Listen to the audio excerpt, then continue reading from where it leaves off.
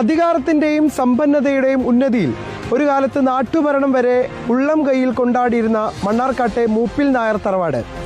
ഒരേ സമയം 50ഓളം കുടുംബങ്ങൾ താമസിച്ചിരുന്ന ഈ 16 കെട്ടിൻ്റെ വിശേഷങ്ങൾ കാണാം ഇനി.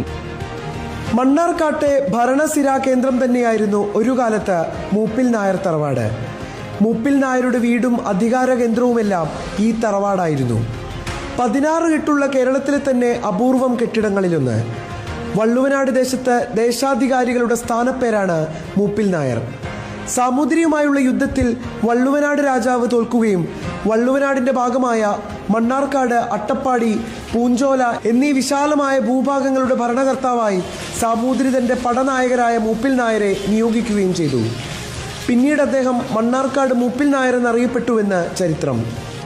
ഇതുപോലെ 4 നടുമുറ്റങ്ങൾ, 40ഓളം മുറികൾ, അന്നത്തെ വാസ്തുശാസ്ത്ര വിദ്യ പ്രകാരം ലഭ്യമാകാവുന്ന എല്ലാ സൗകര്യങ്ങളും ഏർപ്പെടുത്തിയാണ് ഈ തറവാട് നിർമ്മിച്ചത്. 16 കെട്ടാണ് മണ്ണാർക്കാട്ടെ മൂപ്പിൽ നായർ തറവാട്. 50ലധികം കുടുംബങ്ങൾ ഈ തറവാട്ടിൽ ഒരേ സമയം താമസിച്ചിരുന്നതായാണ് പറയപ്പെടുന്നത്. വാസ്തുശാസ്ത്രപരമായും ഏറെ സവിശേഷതകളുണ്ട് ഈ 16 കെട്ടിന്.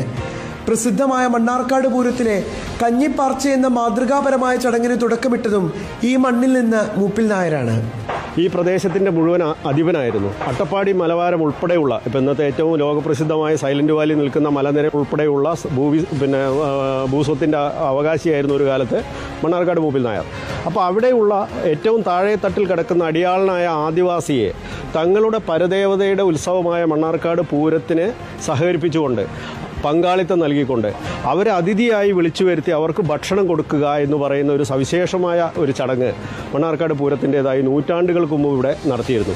അതാണ് കുന്തിപ്പുഴ ആറാട്ടുകടവിൽ ഇന്നും മുടക്കം കൂടാതെ നടത്തി വരുന്ന കഞ്ഞിപ്പാർച്ച.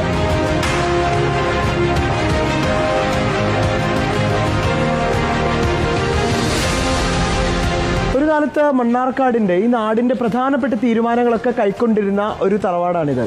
ആദ്യം പുല്ലുമേഞ്ഞ വളരെ ചെറിയൊരു വീടായിരുന്നു. പിന്നീട് ഫറോക്കിൽ കോമൺവെൽത്ത് ഓട്ട് ഫാക്ടറിയൊക്കെ ആരംഭിച്ചതിന് പിന്നാലെ 100 പോത്തുവണ്ടികളിൽ ഇവിടേക്ക് ഓടെത്തിച്ചാണ് നിർമ്മാണം പൂർത്തിയാക്കിയത്.